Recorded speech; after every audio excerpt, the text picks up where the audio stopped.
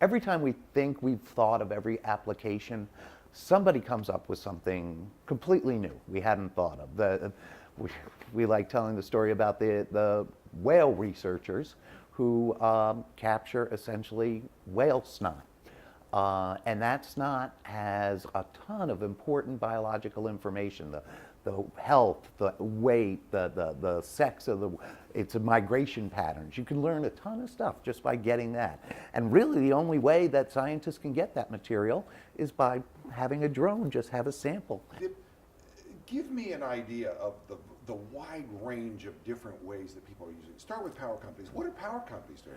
Well, power companies have huge infrastructures that they have to constantly inspect.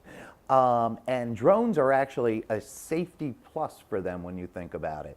Normally, like high tension transmission lines, many of those have to be inspected by helicopter, and so you have helicopters in very low proximity to high power tension lines. It has definitely a higher level of risk than being able to have a drone do that. Agriculture, you're seeing it in two different ways. You're seeing it in sensor usage, that is by using different sensor packs and use different spectral analysis, you can come to a lot of different conclusions about the health of different sectors of your farm and make applications as necessary based on that data.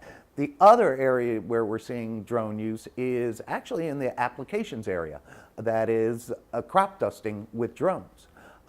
We're doing that, we're right now in Asia, we're experimenting, well, not experimenting, we're fielding an agriculture drone that's meant for smaller to medium-sized farms, not the great agribusinesses, but the farms that normally would say apply seed or fertilizer by hand, actually walking through their fields.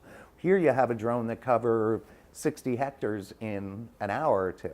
Police and fire are embracing drones broadly. We're seeing it in, it's not just fire, but in a whole litany of rescue operations.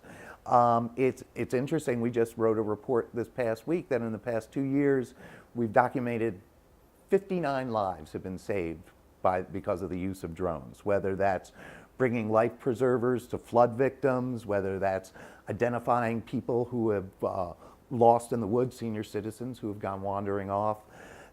So when you look at the combinations of the sensor packages you can use, say, especially with thermal technology, and the situational awareness that it will give rescue professionals, it really, and the ability to also live stream what those first responders are seeing back to a command center. So commanders can make decisions based on a broad range of awareness, situational awareness, and real-time information. We're not necessarily doing a good enough job communicating on a local level the real benefits, like the life-saving benefits we just mentioned, the real benefits that communities realize, whether it's for education, whether it's for search and rescue, whether it's for media and filmmaking, whether it's for STEM, whether it's for your high school sports team to have a better film of their offensive line. There is just a broad panoply of really positive uses within the community. Some of them can be very simple. You know, a great picture at your family picnic. That's a wonderful thing to be able to have. And I find when we talk to local legislators, the more time we spend with them, the more we show them how a drone works, what it can really do, what it really can't do, we get a better outcome from that. I think the hard part about that is, you know, we alone can't go to every community around the country, so we really have to empower people like journalists that we're here with at the Poynter. Empower them to understand how they could impact these kind of events and bring a positive note to them.